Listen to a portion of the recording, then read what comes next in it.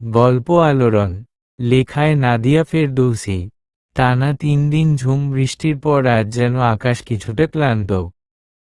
তবুও নিজের অস্তিত্ব ধরে রাখতে এই ঝিরিঝিরি বৃষ্টির আয়োজন। ঝিরিঝিরি বৃষ্টির শব্দ ছাতার উপর আলোড়ন তুলেছে। শুনতে ভালো লাগে তা চন্দ্রমল্লিকার। সাবধানতার সাথে পা ফেলে হাঁটছে। ভার্সিটির মাঠে পিছলে পড়লে আর মান সম্মান থাকা লাগবে না। বারান্দায় দাঁড়িয়ে ছাতা থেকে পানি ঝাড়তেই পিঠে দুম করে একটা কিল এসে পড়ল। কি ম্যাডাম, এত লেট কেন? বলে দিতি পাশে এসে দাঁড়ালো। কিল খেয়ে মুখ কোচকালো চন্দ্র। এই মেয়ে হাতাহাতি ছাড়া চলতে পারে না। মুখ কোচকানো রেখেই বলল, লেট হলেই তো ভালো। কিভাবে? এসেই সোজা ক্লাসে। ক্লাস করেই টুপ করে নাই হয়ে যাব। ওহ তাই নাকি? তা আজ হবে বলে মনে হচ্ছে না। কাল একবার খবর এলো আপনি তো গেলেন না। এখন সকাল সকাল তোমার জমের পিয়ন এসে তোমার খবর নিয়ে গেছে। আজ দেখা না করলে খবর আছে। আরে দূর, আমি এসেছি তা জানাতে যাব কেন? ক্লাসগুলো করে লুকিয়ে চলে যাব। দিতি হেসে চন্দ্রের কাঁধে হাত রেখে বলল, তাও আপনার নসিবে নেই বান্ধবী। চন্দ্র ভুরু কুঁচকে বলল, কেন? তুই বলে দিবি নাকি? আমি এত হারামি না বুঝলা। বলে দিতি চন্দ্রের ঘাড় বাঁকিয়ে পেছনের দিকে দেখালো। চন্দ্র দেখল অফিসের পিয়ন হেলতে দুলতে তাদের দিকেই আসছে। পিয়ন যেন এই কিছু দিনে চন্দ্রের কাছে আতঙ্ক হয়ে দাঁড়িয়েছে। পিয়ন এসে কি বলবে তা তারা দুজনই জানে। পিয়ন এসে বলল, তোমারে ম্যাডাম ডাকে। যাই তো উইব।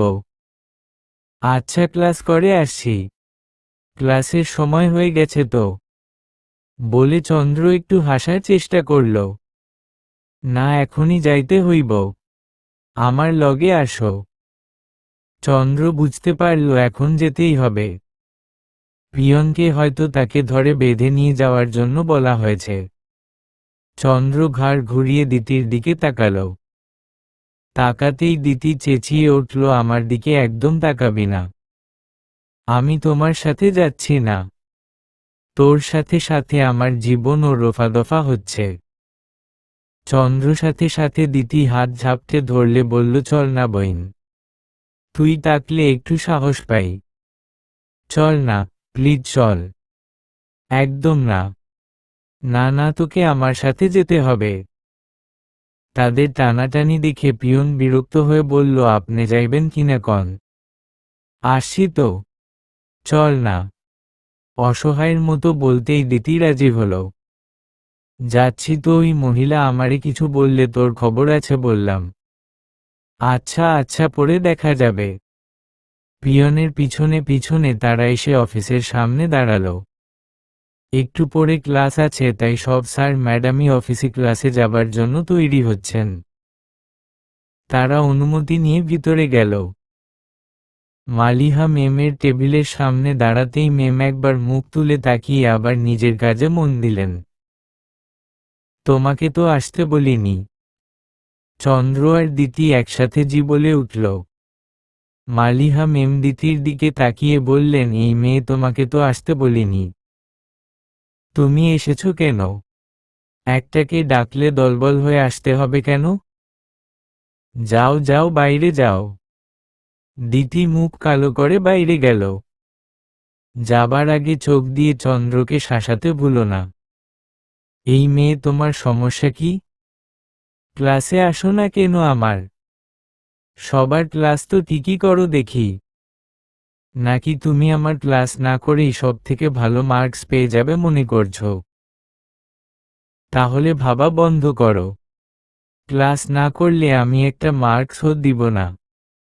তারপর বাকি মেমদের দিকে তাকিয়ে বললেন, দেখছেন মেম কত বড় বেয়াদব। আমার ক্লাস করে না। কালকে ডেকে পাঠালাম তাও আসেনি। ক্লাসে পড়াও পড়ে না। সব মেম চন্দ্রের দিকে তাকালেন। সবার চোখে তার জন্য বিরক্ত। তাদের মধ্যে একজন আফসোস করে উঠলে, আর বলবেন না ম্যাম, এখনকার ছাত্রছাত্রীরা নিজেদের রাজা বাদশা মনে করে। ইচ্ছা হলে ক্লাস করবে, না হলে নাই। কিন্তু গোন্ডামি করার জন্য আবার প্রতিদিনই আসে। সবাই ম্যামের কথায় সায় জানালেন। বিভিন্ন জন বিভিন্ন কথা বলছেন। চন্দ্র জানে ম্যাম ইচ্ছে করেই তাকে সবার কাছে খারাপ করতে এরকম করছেন। চন্দ্র বিরক্ত হল। এসির রুমে ও কেমন ঘামছে। এত মেম স্যার তাকে যাই বলতো তার খারাপ লাগতো না। কিন্তু যখন মুবিন স্যার এসে তাকে বললেন, এটা কি চন্দ্রমল্লিকা?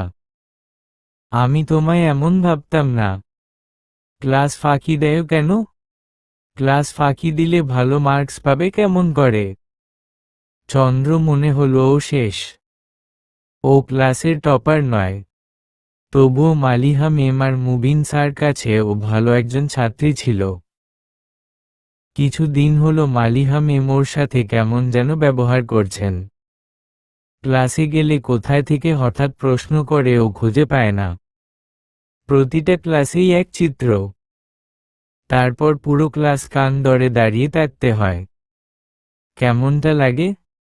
তাই কিছু দিন হলো মালিহা ম্যামের ক্লাস ও এড়িয়ে চলে। অথচ কিছুদিন আগে মালিহা ম্যাম তার কাছে খুব মিষ্টি একজন ম্যাম ছিলেন। গত নবীনবরণ অনুষ্ঠানে ম্যামের সাথে ছবি তুলে ফোনো স্টোরি দিয়েছিল মাই লাভলি টিচার লেখে, আর এখন মিষ্টি থেকে টকে পরিণত হয়েছেন। মন তো চায় লবণ মরিচ দিয়ে চাবি খায়। লবণ মরিচ ছাড়া আবার টক খেতে চন্দ্রের স্বাদ লাগে না। কি হলো? কিছু বলো, ক্লাসে আসো না কেন? আসলে ম্যাম, আমি কথা শেষ হবার আগে ম্যাম বলে উঠলেন, হয়েছে এইসব এক্সকিউজ থাক। আজের ক্লাসে যেন তোমাকে পাই। এখন যাও, ক্লাসে যাও। সালাম দিয়ে চন্দ্র অফিসের বাইরে চলে এলো। মুখ তার কালো হয়ে আছে। মালিহা ম্যামের হয়েছে তা কি তা বুঝতে পারছে না। হঠাৎ করে যেন ওর শত্রু হিসেবে উঠে দাঁড়িয়েছেন। ভার্সিটিতে ওকে শান্তিতে থাকতে দেন না। প্রথম দিন ওর নাম চন্দ্রমল্লিকা শুনে বলেছিলেন, বাহ, তোমার নাম বেশ সুন্দর। নামের জন্য হোক আর যে কারণেই হোক ম্যাম ওর চেহারা মনে রাখতেন। মাঝে মাঝে টুকটাক কথা হতো।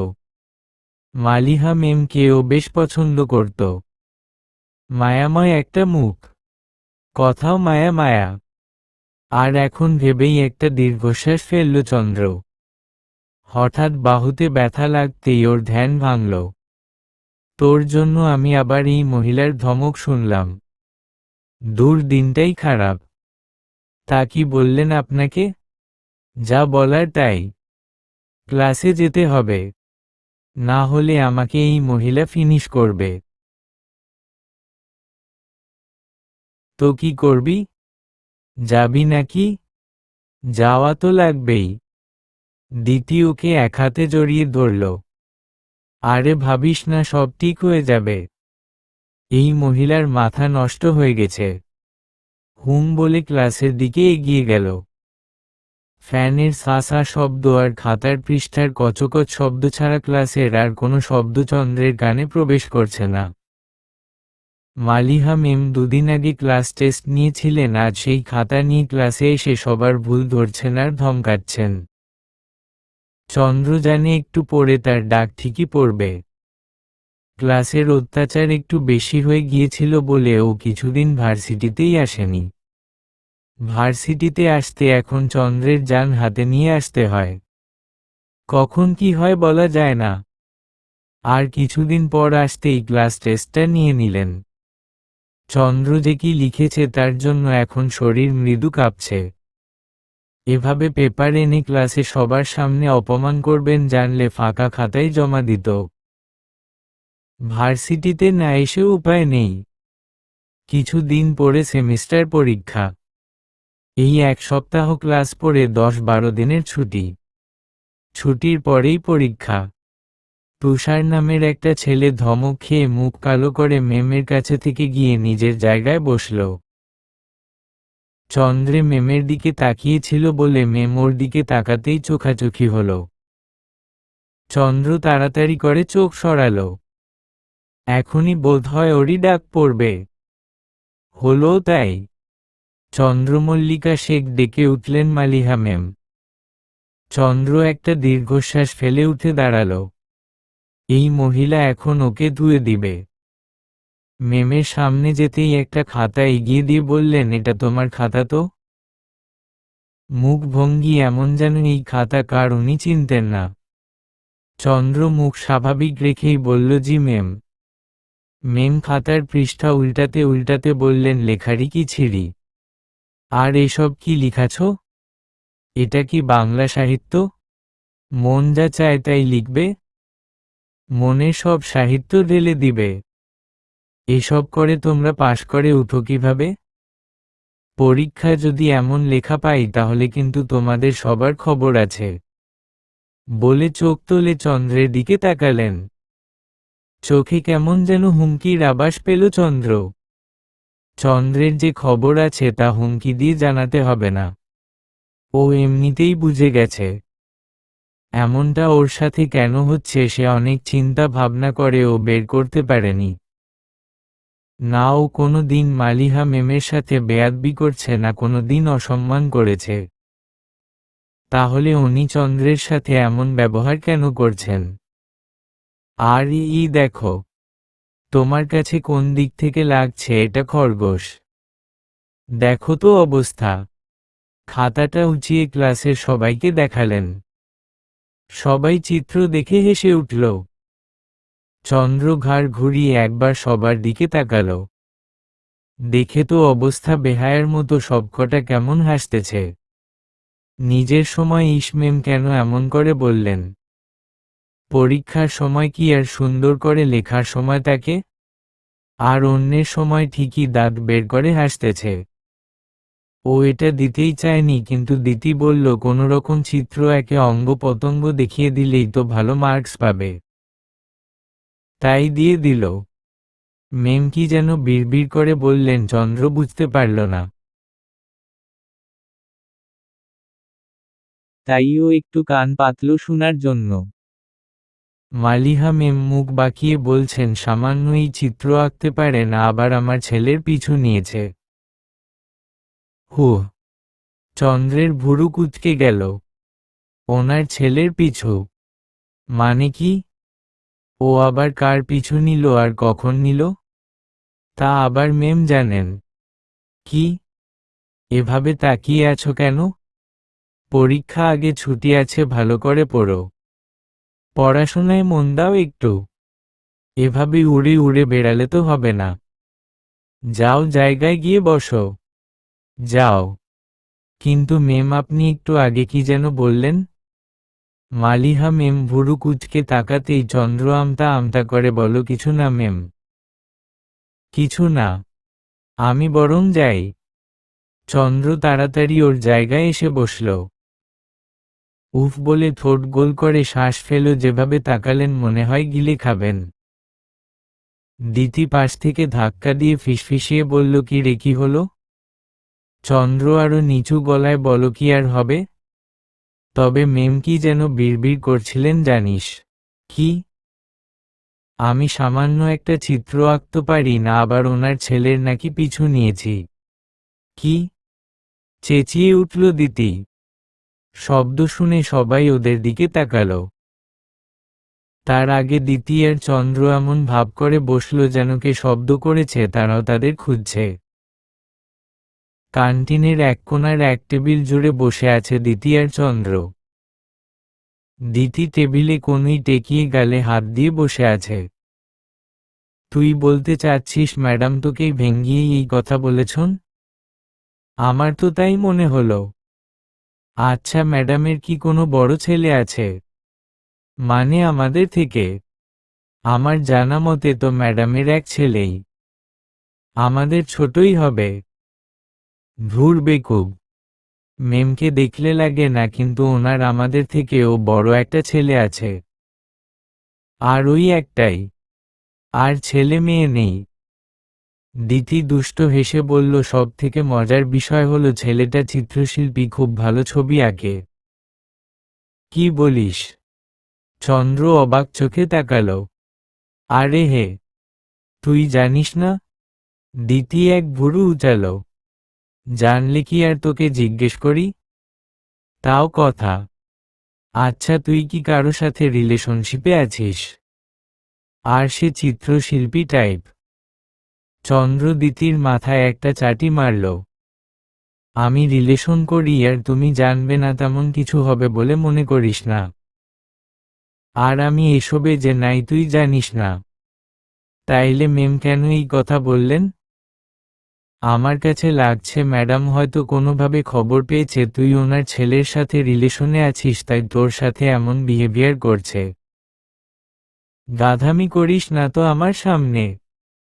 আমি ওনার ছেলেকে জীবনেই দেখিনি। আর উনি এই খবর পেয়ে বসে আছেন আমি ওনার ছেলের সাথে লটরপটর করছি। মুখ কোঁচকালো চন্দ্র। ওর এই জীবনে প্রেম প্রীতির কোনো কাহিনী নাই।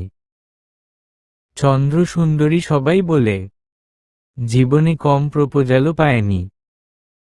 তবুও করেনি, আর কোন মহাশয়ের সাথে ও রিলেশনে আছে নিজে জানে না, সবাই জেনে বসে আছে। তাহলে মেম কেন এই কথা বলবেন? আচ্ছা বুঝলাম তুই তেমন কিছু করিসনি, কিন্তু আমার মনে হচ্ছে এমন কিছুই মনে করে বসে আছেন মেম, তাই তোর সাথে এমন করছে। চন্দ্র দুই হাত দিয়ে মুখ ডেকে লম্বা একটা শ্বাস নিল।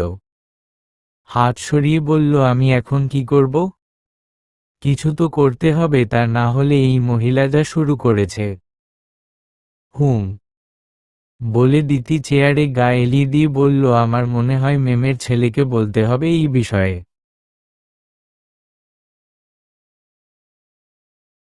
মেমকে তো আমরা বুঝাতে গেলে হিতে বিপরীত হবে। তুই চিনিস না, তবে আধুনিক দুনিয়ায় লোকটার সাথে কথা বলা তেমন কোনো ব্যাপার না। কিভাবে? আরে ফেসবুক টুইটার হাজিবাজি আছে কেন? শুধু নাম জানলেই হতো। নাম জানিস না? চন্দ্র করুণ হয়ে বলল, তাহলে? জানি না, জেনে যাব। হোস্টেল এত মেয়ে, কেউ তো জানবেই। চিন্তা করিস না, রাতেই জোগাড় করে দিয়ে দিব। চন্দ্রের হালকা তন্দ্রা লেগেছিল, তখনই ওর ফোন যেন চিৎকার করে উঠল। চন্দ্র বিরক্তির সাথে উঠে বসল। সারাদিন হাজিবাজি চিন্তা করাই মাথা ব্যথা শুরু হয়েছে। একটু শান্তিতে ঘুমাবে, তাও কার যেন সহ্য হলো না। ফোন হাতে নিয়ে দেখল দিতির কল। কল ধরে কানে দিতেই ওপাশ থেকে দিতি বলে উঠল, এই চন্দ্র, জানিস আমি কি দেখলাম? চন্দ্র বিরক্তির সাথে বলে উঠলে, তুই না বলে জানবো কেমন করে? দিতি হেসে উঠল। আমি হাসবো না কাঁদবো বুঝতেছি না। কেঁদেই ফেল, আর বেকার কল করে থাকলে ফোন রাখো। আমার মাথা ব্যথা করছে। আরে শুন না, ম্যাডামের ছেলে তো আমাদের উড়োজাহাজওয়ালা। চন্দ্র দিতি কথার মানে বুঝল না। মানে? আমি তোরে ওর ফেসবুক আইডির লিংক দিচ্ছি, তুই ফ্রেন্ড রিকোয়েস্ট পাঠাস। আমি ওই উড়োজাহাজওয়ালার সাথে কথা বলতে পারবো না। আরে কি যাতা বলছিস? আমি তো কথা শেষ হবার আগেই দিতি কল কেটে দিল। চন্দ্র দিতি দেওয়া লিংকের ভিতর গিয়ে তাজ্জব বনে গেল।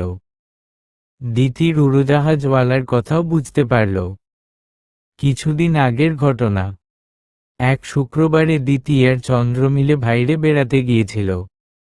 সেদিন এর সাথে দেখা হয়েছিল। ঘুরে ফিরে দিতি আর চন্দ্র বাড়ি ফিরছিল। সিএনজিতে শুধু ওরা দুজন। সন্ধ্যা হয়ে গেছে, চন্দ্র দিতিকে হোস্টেলের সামনে নামিয়ে দিয়ে বাড়ি যাবে। হঠাৎ ডান দিকে জোরে একটা ধাক্কা লাগল। সিএনজি ড্রাইভার কোনোরকম সিএনজি বাঁচালো, কিন্তু দিতি ডান দিকে বসেছিল বলে ওর হাতে ব্যথা পেল। ওদের তেমন ক্ষতি না হলেও যে গাড়ি তাদের ধাক্কা দিয়েছিল তা আর একটু সামনে গিয়ে জোরে গাছের সাথে ধাক্কা খেয়ে অনেক ক্ষতি হয়েছিল। সিএনজি চালক আর ওরা মিলে গিয়ে দেখলো একটা লোক গাড়ির ভেতরে আহত হয়ে আছে। তারা তিনজন মিলে তাকে কার থেকে বের করে হাসপাতালে নিয়ে গেল। শালার জীবনে শান্তি নাই। তোর দামি গাড়ি আছে ভালো কথা, তাই বলে আমাদের মতো গরিব মানুষের উপর উঠিয়ে দিবি? আচ্ছা থামো না, আর কত বকবি? এরে তো আমার মন চাচ্ছে পিস পিস করে কেটে ফেলতে। আমি একলা হলে তো রাস্তায় রেখেই আসতাম। শুধু তুই, তোর জন্য এখন আমি এখানে।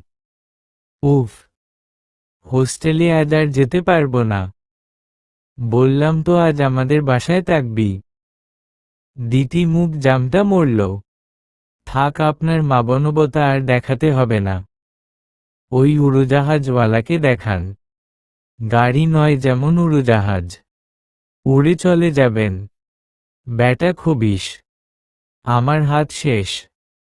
ব্যথা করছে রে চন্দ্র। চন্দ্র বেডের সাথে ভর দিয়ে দাঁড়িয়েছিল। এই কেবিন তত বড় না। একজন বসার মতো জায়গা আছে। সেখানে দিতি বসে আছে। সিএনজি চালক তাদের এখানে দিয়েই চলে গেছে। যা করেছে তাই তার জন্য অনেক। ওরাই লোকটাকে হসপিটালে ভর্তি করেছে। চিকিৎসার টাকাও চন্দ্র নিজের কাছ থেকে দিলেও পরে দিতি ওই লোকটার মানিব্যাগ খুঁজে সেখান থেকেই দিয়েছে।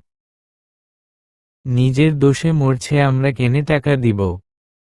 এত মানবতাও দেখাতে পারবে না। দিতি হাতে ব্যথা পেয়েছে, তাই এই লোক তার চোখের বিষ।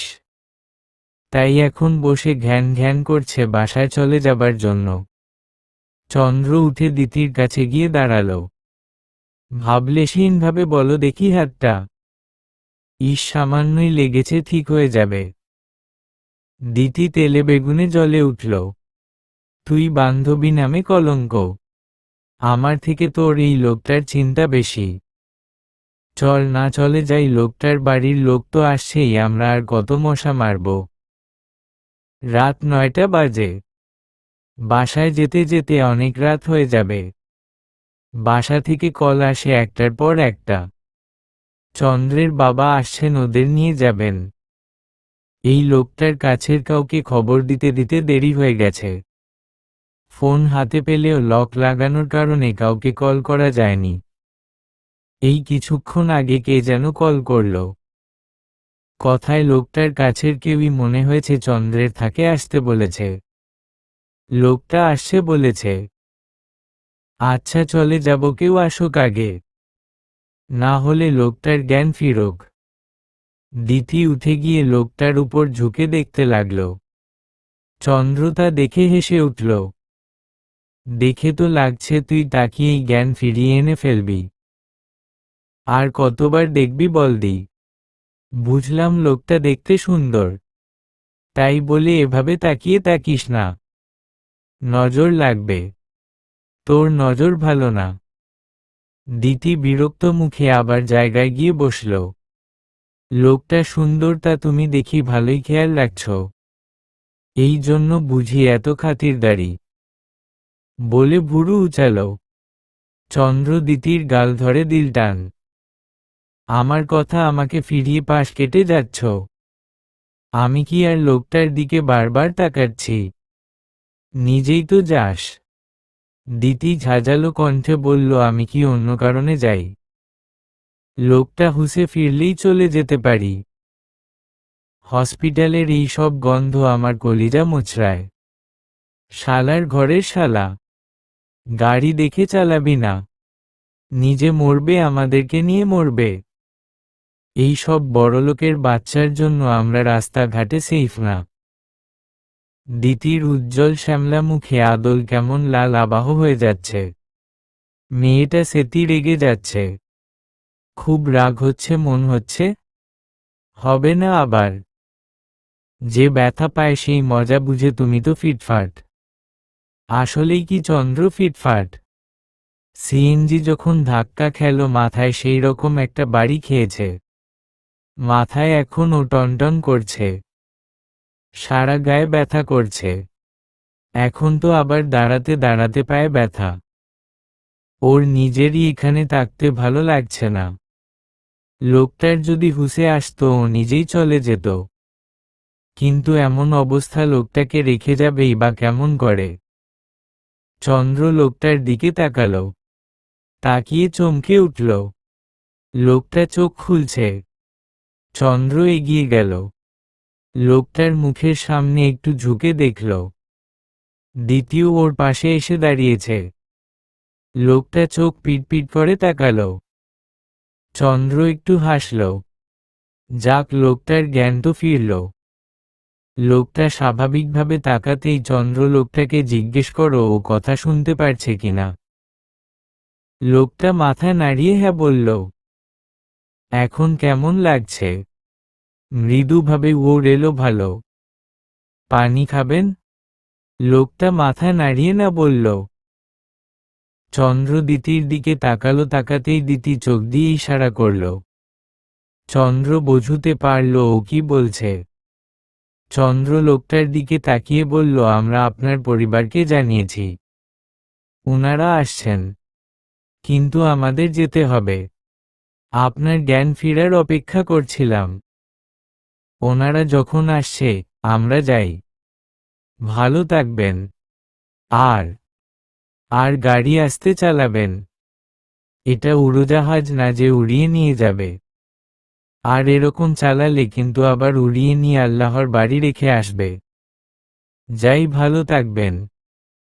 দিতি কথা শেষ করে চন্দ্রের বাহু ধরে টেনে নিয়ে এলো। আর একটু হসপিটালে থাকলে ওর দম বন্ধ হয়ে যাবে। চন্দ্র ফোন হাতে নিয়ে বসে আছে। ফোনে অপূর্ব রায়হান নামটা ঝলঝল করছে। লোকটাকে ও ফ্রেন্ড রিকোয়েস্ট পাঠিয়েছে, কিন্তু কোনো রেসপন্স পাচ্ছে না। কোন গন্ডগোল লাগিয়েছে না জানি এই লোক। মালিহা মেমের ছেলে যে তা তারা জানতই না। এখন এই লোকটার সাথে কথা বলতেই হবে। মাকে কি এমন বলেছে তা জানতে হবে, যার কারণে এই মহিলা ওর জীবন এমন তেনা তেনা করছে। জান বাঁচানোর এই প্রতিদান। আজ 6 দিন হলো অপূর্ব রায়হানকে ও ফ্রেন্ড রিকোয়েস্ট পাঠিয়েছে, কিন্তু এখনো কোনো রেসপন্স পাচ্ছে না। তাই ওরা তার অন্য উপায় খুঁজেছে। কাল থেকে ভার্সিটি বন্ধ, তাই তারা আজকে ওটা করতেই হবে। বন্ধের পরেই পরীক্ষা, আর এই মহিলাকে এখন কিছু না জানালে এই মহিলা ওকে ফেল করাবে। তাই আজ তারা একটা বড় কাজ করবে। আজ তারা মেমের বাড়িতে গিয়ে একটা চিঠি দিয়ে আসবে। দিতি আর ওর আজকে চিঠি মিশন। তপ্ত দুপুরে ক্লাস ফাঁকি দিয়ে চন্দ্র আর দিতি ভার্সিটি থেকে চলে এসেছে। সকালে গুরুত্বপূর্ণ একটা ক্লাস করে বাকি সময় দুইটা মিলে লাইব্রেরি বসে চিঠি লিখেছে। আজ এই বিষয়ের একটা এসপার করেই ছাড়বে। মেমকে ভার্সিটিতে এই দেখে এসেছে। ওরা চিঠিটা দিয়ে চলে যাবে। কাল থেকে ভার্সিটি বন্ধ। বাড়িতে এসে চিঠি পেয়ে যখন ওদের নাগালে পাবে না তখন ছেলের কাছে যাবে। এখন যা করার ওনার ছেলেই করবে। ওই লোক কি করেছে, আবার ওদেরকে ফাঁসিয়েছে। এবার মাকে ওই বুঝো দেখ। পিয়নের কাছ থেকে অনেক কৌশল করে মালিহা মেমের ঠিকানা এনেছে। এই মামা এখানে থামেন। এই দেখতো এই ঠিকানাটা না? এটাই। তাহলে নেমে যা, বলে দিতি রিকশা থেকে নেমে গেল। নেমে রিকশাওয়ালাকে বলল, আপনি একটু দাঁড়ান, আমরা এখনই ফিরে আসব। আমরা আবার চলে যাব। আমাদের নিয়ে যাবেন? রিকশাওয়ালা গলায় ঝোলানো গামছা দিয়ে মুখ মুছতে মুছতে মাথা নাড়িয়ে সায় দিল। চন্দ্র বাড়ির দিকে তাকিয়ে বলল, আরে এরা তো মালদার আছে। দিতি ওর হাত ধরে বলল, তাহলে চল, চলে যাই। চিঠি দেওয়া ক্যান্সেল। আর মেমকে গিয়ে বলবি, ম্যাডাম গো, তোমার ছেলের সাথে আমার দীর্ঘদিনের প্রেম, আমাদের ধরে বিয়েটা দিয়ে দেন। ও, আর মেম হাসতে হাসতে আমায় ছেলের বউ করে নিবেন। চন্দ্র মুখ বাঁকিয়ে বল পড়ে, এই মহিলা আমার জীবন আযাবে পরিণত করবে। তাক বাবা, আমি শান্তিপ্রিয় মানুষ। তাহলে চলেন কাজ সেরে ফেলি, বলে দিতি বাড়ির আশেপাশে উকি ঝুঁকি মারল। কাউকে দেখা যাচ্ছে না। লোকটার সাথে দেখা হলে বেশি ভালো হতো, এত ঝামেলা করা লাগতো না। তাক আর লোকটাকে দরকার নেই। 1 সপ্তাহ অপেক্ষা করেই কোনো খবর নাই। এখন যা করতে এসেছি তা করে এখান থেকে ফুটি। চিঠি দিয়ে যা হয় আল্লাহ ভরসা, বলে চন্দ্র বাড়ির গেটের সামনে এসে দাঁড়ালো।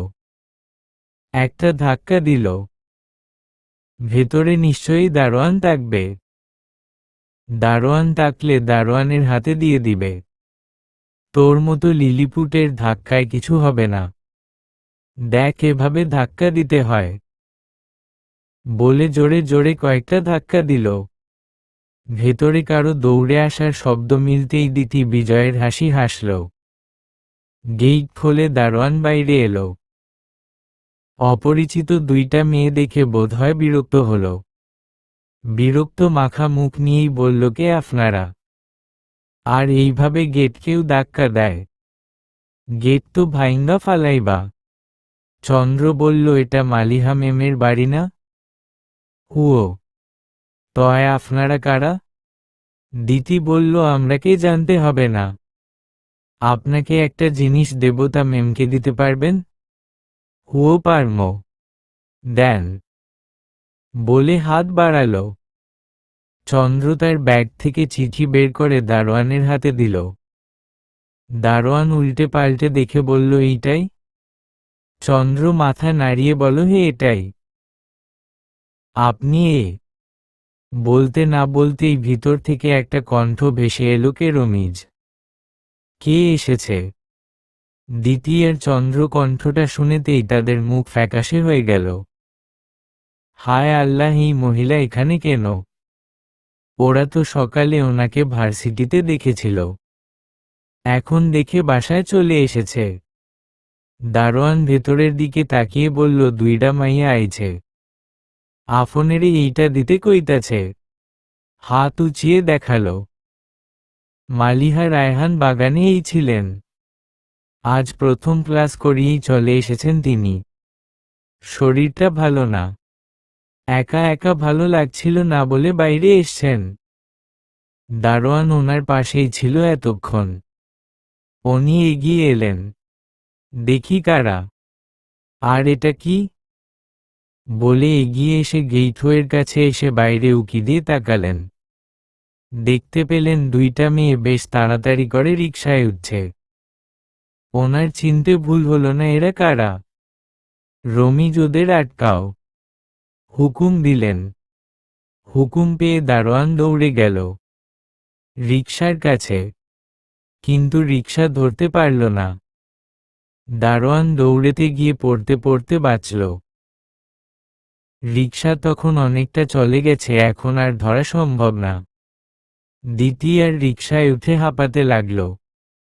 বাপরে, বড় বাঁচা বেঁচেছে তারা। দুজনই রিকশাওয়ালাকে তাড়া দিল। রিকশাওয়ালাও ভয় পেয়ে তাড়াতাড়ি চলতে লাগল। না জানি এই মেয়েগুলো কোন বেজাল লাগিয়ে এসেছে, এদের সাথে না তাকে মার খেতে হয়। বাড়ির দারোয়ানও পিছন পিছ আসতেছে। দারোয়ান ফিরে গেল। ম্যাডাম, মাইয়াগুলা চলে গেছে, দৌড়তে পারি নাই। আচ্ছা, দেখি কি দিয়ে গেছে। একটা কাগজ, মনে হয় চিঠি হইব। মালিহা রায়হান চিঠিটা হাতে নিলেন। সুন্দর করে একটা খামটা ছিঁড়ে চিঠিটা বের করলেন। ওনার কপাল কুঁচকালেন। ওনাকে এই মেয়েগুলো কি চিঠি দিল? চিঠির ভাঁজ খুলে পড়তে লাগলেন। প্রিয় মেম, আমার সালাম নিয়েন। আশা করি আপনি ভালো আছেন। মেম, কিছুদিন হলো আপনার মন মেজাজ আমার উপর ত্যক্ত বিরক্ত আমি বুঝতে পারছি। কিন্তু কেন এই বিরক্ত তা আমি আগে না বুঝলেও এখন একটু আন্দাজ করতে পেরেছি। মেম, সত্যি কথা বলতে গেলে আপনার ছেলেকে জীবনে একবারই দেখেছিলাম। তখন তিনি সড়ক দুর্ঘটনায় আহত ছিলেন। আমরা তখন আপনার ছেলেকে হসপিটালে ভর্তি করিয়েছিলাম, যদিও পরে আপনারা আসার আগেই চলে এসেছিলাম। আমরা যদি জানতাম আহত ব্যক্তি আপনার ছেলে তাহলে আপনার সাথে দেখা করেই আসতাম, কিন্তু তারপরে আর জীবনে ওনার কথা কি দেখাও হয়নি। আমি জানি না আপনি কোথায় থেকে সেই রকম কিছু আন্দাজ করলেন। আসলে তেমন কিছুই আমাদের মধ্যে নেই, তাই আমি আপনাকে তা জানানো খুব জরুরি মনে করলাম, যাতে আপনার ভুল বুঝাবুঝির অবসান হয়। কোনো ভুল করে থাকলে আপনি আমায় ক্ষমার দৃষ্টিতে দেখবেন এবং আমাকে ক্ষমা করবেন বলে আমি আশা করছি।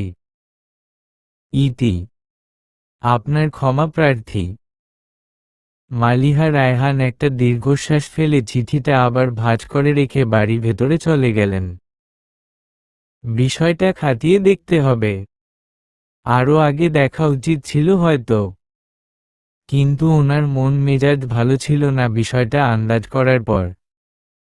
প্রকৃতির কোমল, স্নিগ্ধ, শান্তিময় পরিবেশে মন মেজাজ প্রকৃতিমতো শান্ত থাকে বলে অপূর্ব প্রকৃতির মাঝে গিয়ে ছবি আঁকতে পছন্দ করে। নতুন একটা প্রজেক্টে কাজ করছে বলে আজ বাইরেই ছিল। অপূর্ব কিছুক্ষণ আগেই বাসায় ফিরেছে। ফ্রেশ হয়ে এক কাপ কফি দেবার জন্য বলেছিল। মালিহা রায়হান কফির কাপ নিয়ে দরজার সামনে এসে দাঁড়ালেন।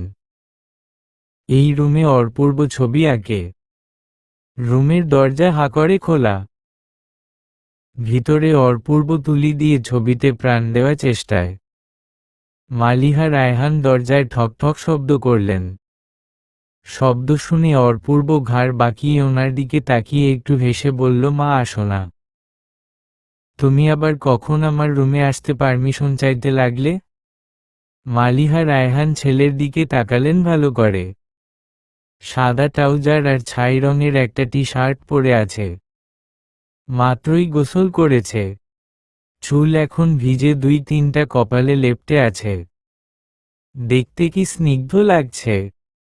মালিহা রায়হান এগিয়ে যেতে যেতে বললেন, যেদিন থেকে মনে হলো তুমি বড় হয়ে গেছো। তোমার এখন আমার থেকেও প্রাইভেসি দরকার। অপূর্ব কাপ হাতে নিয়ে চুমুক দিতে দিতে বলল, আজ হঠাৎ কেন মনে হলো? মালিহা রহমান একটা কাঠের টুল এনে ছেলের পাশে বসলেন। রুমে আলাদা করে বসার জন্য একটা ডিভান আছে। ছেলের সাথে কিছু কথা বলবেন বলে টুল টেনে ছেলের পাশে এসে বসলেন। আজ থেকে নয়, কিছুদিন থেকেই মনে হচ্ছে তুমি আমার কাছ থেকে প্রাইভেসি চাচ্ছ। রাতভর কারো ছবি আঁকছ। আমি এলে কেমন তটস্থ ভঙ্গিতে লুকাতে চাচ্ছ। জিজ্ঞেস করলে কেমন এড়িয়ে যাও। অপূর্ব মলিন মুখে কাপটা রেখে মায়ের হাতটা তার হাতে নিল। মা, তুমি কি তাই মন খারাপ করেছ? তা তো করছি বই কি। যে ছেলে কোনো দিন আমার কাছে কিছু লুকাতো না সে এখন হঠাৎ করে লুকাচ্ছে, বলে মলিন একটুখানি হাসলেন।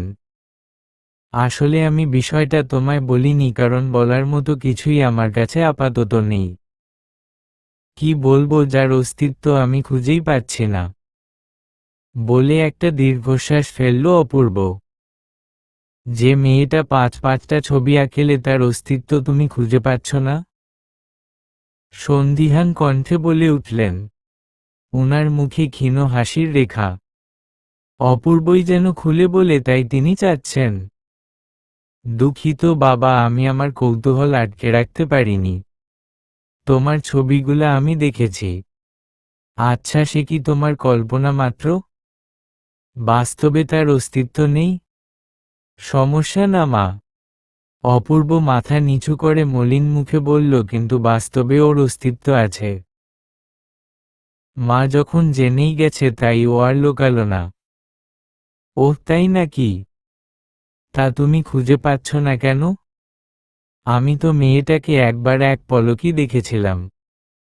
আমি যে অ্যাক্সিডেন্ট করেছিলাম ওই দিন 2টা মেয়ে আমাকে হসপিটালে নিয়ে গিয়েছিল, যে তার মধ্যে একজন।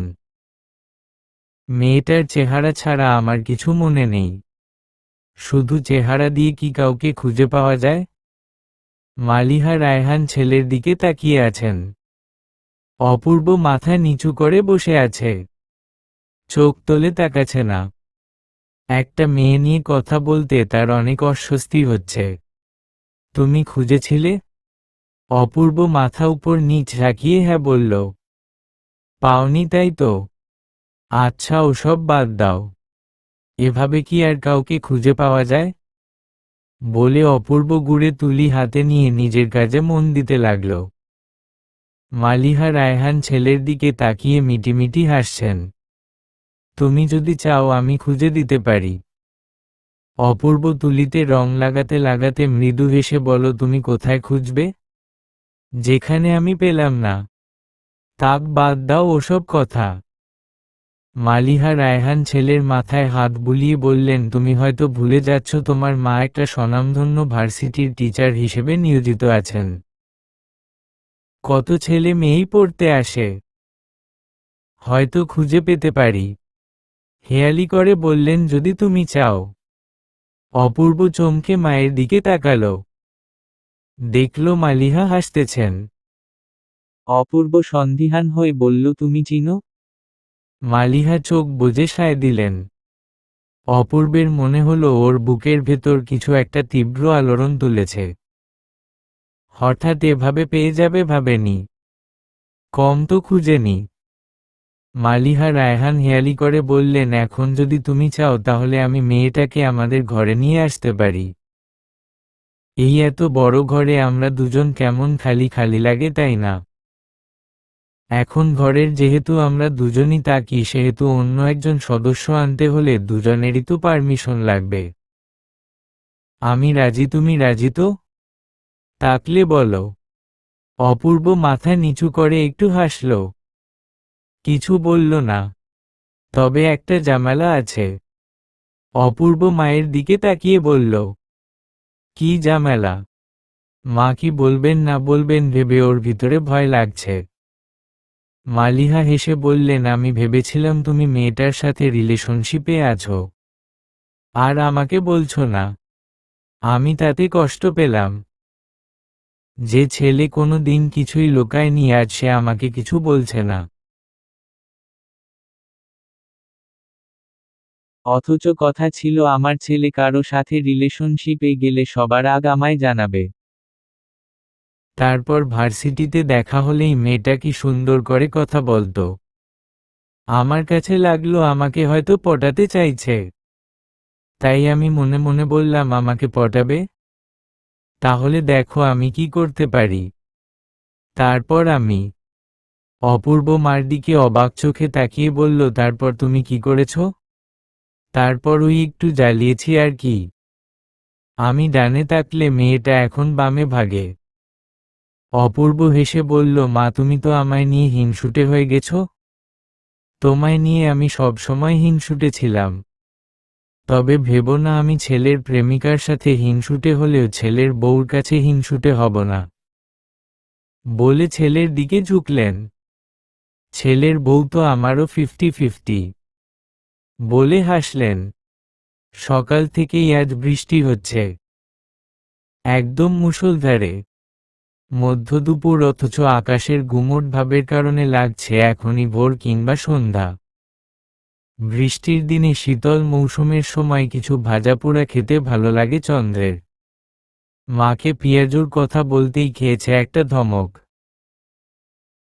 এই মধ্যদুপুরে চুলায় হাবিজাবি করতে ওনার একদম ইচ্ছে করছে না।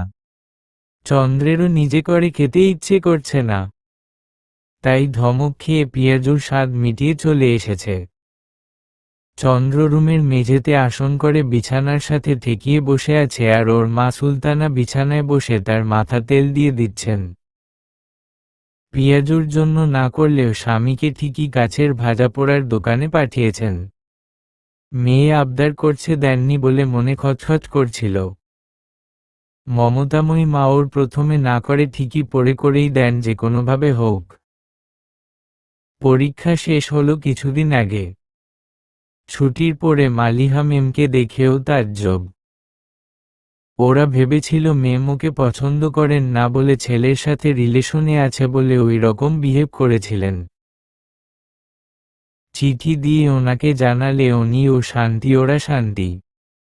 কিন্তু পরীক্ষা সময় বা পরের ক্লাসে যা দেখলো তাতে তো মনে হয় চিঠির সাইড এফেক্ট বিপরীত দিকে চলে গেছে। মেমের ব্যবহার অতিরিক্ত ভালো। কি যে ভালো ব্যবহার করেন ওরা, তা দেখে আরও আতঙ্কিত। দেখা হলেই ভালো মন্দের খবর নিচ্ছেন। পরীক্ষা পড়ে তার আসল কারণ সামনে আসলো। মালিহা মেম দুইবার ওদের বাড়িতে ঘটক পাঠিয়েছেন। সামনাসামনি দেখা হলে আবার এই বিষয়ে উনি তেমন কোনো কথা বলেন না বলেই বেঁচেছে। তা না হলে দুইবারই ওরা না করে দিয়ে মুখোমুখি হলে ও স্বাভাবিক থাকতে পারত না। চন্দ্র ওর মা বাবার একমাত্র সন্তান। সন্তানের কথার আগে ওনাদের কাছে আর কিছুই নেই। মেয়ে বলেছে এই প্রপোজাল ও মানবে না, তাই ওনারাও না করে দিয়েছেন। চন্দ্রের বাবা আতিকুর সাহেব ছেলের মা চন্দ্রের ভার্সিটির শিক্ষক শুনে রাজি হয়েছিলেন। কিন্তু মেয়ে না করেছে দেখে আর কিছু বলেননি। কিন্তু এর কিছু দিন পরে মেয়ে আজব এক কাণ্ড করলেন। অফিসে ডেকে নিয়ে বড় একটা ক্যানভাস ধরিয়ে দিলেন। এটা নাকি তার উপহার।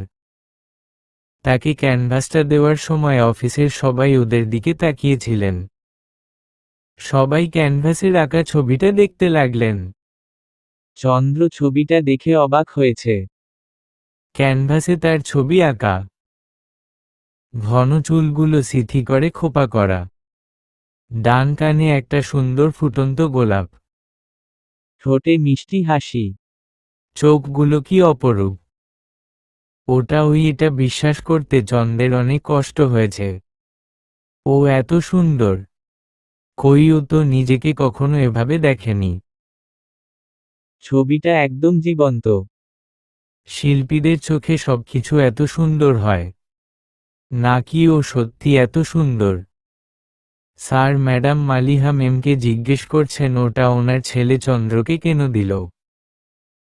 মেম হেসে বললেন উনি বলছিলেন ওর একটা ছবি আঁকতে। চন্দ্র ওনার সবথেকে পছন্দের ছাত্রী কিনা। এসব দেখে আর শুনে চন্দ্রের মাথা ঝিমঝিম করে উঠল। চন্দ্র একটা দীর্ঘশ্বাস ফেল। বাসায় আসার পরে আননোন নাম্বার থেকে একটা কল এসেছিল। কল ধরতেই ওপাশ থেকে কিছুক্ষণ চুপ থেকে একটা ভরাট কণ্ঠ বলে উঠল, ছবিটা পছন্দ হয়েছে? সেই কণ্ঠ শুনে যেন চন্দ্রের ভিতরে আলোড়ন উঠল। যা ওই মহিলার ছেলের জন্য হোক চায়নি। এই মহিলা ওর জীবন তছনছ করবে, তাও 100% শিওর। গিরগিটির মতো রং বদলিয়েছেন। ও শুধু হুম বলে কল কেটে দিয়েছে। এখন কোনো আননোন নাম্বার থেকে কল এলেও কল তুলে না। যত দূরে থাকবে তত ভালো। না হলে খারাপ হতে কতক্ষণ। ছবিটাও বাঁধিয়ে ওর রুমের বিছানার উপরের দেয়ালে লাগিয়েছে। ছোটবেলা থেকেই বিছানার উপর নিজের বড় একটা ছবি লাগানো ইচ্ছে ছিল ওর, নায়িকাদের মতো। কি আজব ভাবেই না শখটা পূরণ হলো। হঠাৎ কলিং বেল বেজে উঠল। চন্দ্র মাকে আমি যাচ্ছি বলে দৌড়ে গেল। নিশ্চয়ই বাবা এসেছেন। দরজাটা খোলেই ও স্তব্ধ হয়ে গেল। দরজা বাইরে 4 জন মানুষ। 2 জন মহিলা 2 জন পুরুষ। দুজনেকেও চিনে। মালিহা মেম আর ওনার ছেলে। সুলতানা বেগম চুলায় চায়ের জন্য পানি বসালেন। ঘাড় ঘুরিয়ে একবার মেয়ের দিকে তাকালেন। চন্দ্র এক কোনায় চেয়ারে বসে আছে। রুমে যা। এই কাপড় পরে ওদের সামনে যাবি নাকি? চন্দ্র বিরক্ত হয়ে বলল, এই কাপড়ে তারা তোমার মেয়ের চাঁদবদন দেখে ফেলেছে। আমি এখন গিয়ে ডং করতে পারবো না। ওরা তোকে দেখতে এসেছে। একটু সুন্দর হয়ে যাবি না? কেন? কেন দেখতে এসেছে? আমরা না ওনাদের না করলাম। তুই রাজি হচ্ছিস না কেন? ছেলে তো দেখলাম ভালোই। কি শান্তভাবে কথা বলে। দেখতে তো ভালো। চন্দ্র ফিসফিস হয়ে বলল, সমস্যা ছেলে না, ছেলের মা। মাকে তো চিনো না, আজ তো একটা গিরগিটি। তুমি কি চাও তোমার একমাত্র মেয়ে স্বামীর বাড়ি গিয়ে শাশুড়ির জন্য অশান্তিতে থাকুক? সুলতানা বেগম অবাক হয়ে বললেন, কই, আমার তো ভালোই লাগলো। ছেলের বউকে অশান্তিতে রাখবে মনে হয়নি। শিক্ষিত মানুষ এরকম করবে না রে মা। তুমি চেনো কতটুকু? এই মহিলাকে আমি ভালো করে চিনি, বলে চন্দ্র উকি দিয়ে ড্রয়িং রুমের দিকে তাকালো। অনেক সময় হলো ওরা ওর বাবার সাথে কথা বলছে। মেমের সাথে উনার বোন আর বোনের ছেলে এসছে। মেম আর উনার বোন ভাবে কে ভুজং ভাজাং বুঝিয়ে ফেলেছে তা দেখেই বোঝা যাচ্ছে। চন্দ্র তাদের পাশের সোফার দিকে তাকালো। দুইটা ছেলে বসে আছে। একজন নিতান্তই টিনেজ, পাশের ছেলেকে কিছু বলছে, আর পাশের জন গম্ভীর মুখে শুনে যাচ্ছে। চন্দ্রের মন খারাপ হলো। এত সুদর্শন একটা ছেলে কেন এই মহিলার ছেলে হতে গেল? আকাশি রঙের ইন করা শার্ট, কালো প্যান্টে লম্বাচড়া মানুষটাকে কি ভালো দেখাচ্ছে। চশমার নিচের তীক্ষ্ণ চোখ দিয়ে যখন ওর দিকে তাকালো, চন্দ্রের বুকের ভিতর ধামাধাম বাজতে শুরু করল। চন্দ্র দরজার সামনে থেকে চলে এলো। মায়ের জোড়াজুড়িতে পুরনো কামিজ পাল্টে গোলাপি রঙের একটা কামিজ পরছে চন্দ্র। তেল চিটচিটে চুল খোপা করেছে। এখন মালিহা রায়হানের পাশেই বসে আছে। চন্দ্রের খুব অস্বস্তি লাগছে। মনে হচ্ছে কেউ ওর দিকে একদৃষ্টিতে তাকিয়ে আছে। মালিহা রায়হান হাত বাড়িয়ে চন্দ্রের বা হাত হাতে নিয়ে একটা রিং পরিয়ে বললেন, এখন না করে কোনো লাভ নেই। দুইবার ঘটক পাঠিয়েছি, যখন মাননি তখন নিজেই চলে এলাম। তোমাকে আমি নিয়ে যাব। চন্দ্র মুখ শক্ত করে বলল, জোর করছেন? মালিহা রায়হান ওর দিকে তাকিয়ে বললেন, হ্যাঁ। হাত শক্ত করে ধরে ভরসা দেবার মতো বললেন, আমি প্রমিকের মা হিসেবে খারাপ হলেও শাশুড়ি হিসেবে খুব ভালো হয়ে দেখাবো। কোনো অভিযোগ করতে দেব না। না, আমার ছেলেকে স্বামী হিসেবে গ্রহণ করলে তুমি কোনো অভিযোগ করতে পারবে? তা বিশ্বাস রাখতে পারো? চন্দ্র একটা দীর্ঘশ্বাস ফেলো। বিশ্বাস করে আর না করে বিয়েতেও রাজি হয়ে গেছে। এই লোকটা ওর ভিতরে প্রেমের যে আলোড়ন তুলেছে, তাতে এই লোকটাকে বিয়ে করা ছাড়া ওর কোনো পথ খোলা নেই। চন্দ্র একবার অপূর্বের দিকে তাকিয়ে আবার মালিহা মেমের দিকে তাকিয়ে একটু লাজুক হাসে চোখ নামিয়ে নিল। মালিহা রায়হান তা নিজেও হাসলেন। সমাপ্ত।